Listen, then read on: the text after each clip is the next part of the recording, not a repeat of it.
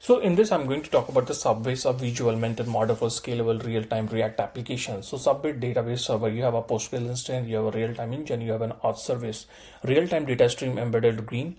Now you choose your React application UI, real-time dashboard, data visualization, and interaction controls. Now defining the app architecture, you have a sales board, you have a selector region which you apply a filter. The data store details and a user profile in the Postgres relational database. The live feed chart must update in real time when the new deals are closed. Identity secure user authentication and session management. Security enforce strict data access limit between sales representatives and admins. So layer one, what is the Postgres data pipeline? So you have a client which is subways.js SDK abstracts complex API call. You convert the JavaScript request into a secure HTTP REST request. Postgres converts the REST API request directly into an SQL. Then you have a response. Postgres execute the query and return JSON object to the React state. So you have a React client, you have a Subways SDK, you have a Postgres translation, and that Postgres database. Let me talk about the layer 2, the real-time radar. So the first is the broadcast. The Postgres publish database events, insert, update, delete to a specific channel. Then the listener, the use effect hook sets up a persistent WebSocket subscription outside the normal React rendering cycle. React use effective live data flow. Then the update comes, which is incoming payload instantly updates the dashboard chart without a page refresh. Then you get a React state, which is like a dashboard chart. Layer 3, anatomy of the access base. Header, algorithm metadata base 64 encoded. Payload, the scroll contains specific claims, the user's unique identifier, the token expiration time and their authorization role. Signature, the seal, cryptographic proof of the authenticity preventing forgery or tampering by malicious actors.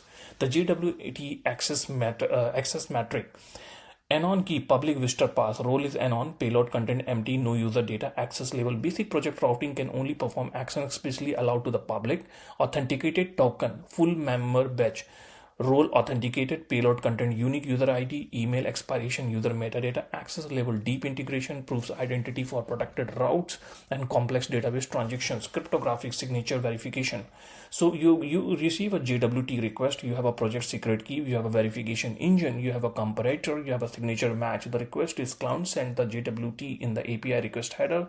You have an engine which is like Subways apply the hidden project secret key call algorithm to the token header and a payload. You have the match. If the resulting signature matches the token existing signature, the token is mathematically proven to be authenticated and untrapped. The layer 4, the row level security wallet core concept. By default, enabling RSA acts as a full system lockdown. All database access is implicitly defined. The mechanism security is enforced directly at the Postgres database level, entirely bypassing the application layer. No front-end code can circumvent these rules. The RLS logic gate incoming request is JWT role is equal to authenticated 41 authorized. Does JW auth.uid is equal to user underscore ID of a database row, silent rejection, raw access granted. The evolution RLS policies check the incoming JWT against the specific database row. If conditions are met, the logic gate unlocks the specific row. If not, the request is silently rejected at the database level. Scaling identity, the data model reflector, the vulnerability. Security restoring account types inside the JWT row method is dangerous. Authenticated users can maliciously self-upgrade their premises via the auth.update method. The solution is recommended pattern. Move application-specific user data out of the auth layer entirely. Establish a secure separate public table to reliably store account types and relate them to via foreign keys. The automated sign-up trigger pipeline. Step 1, user submits email, password and a chosen account type. Step 2, Subways create the foundational authentication record. Step 3, a trigger instantly fires extracting the metadata and securely inserting into user profile with the elevated database privilege.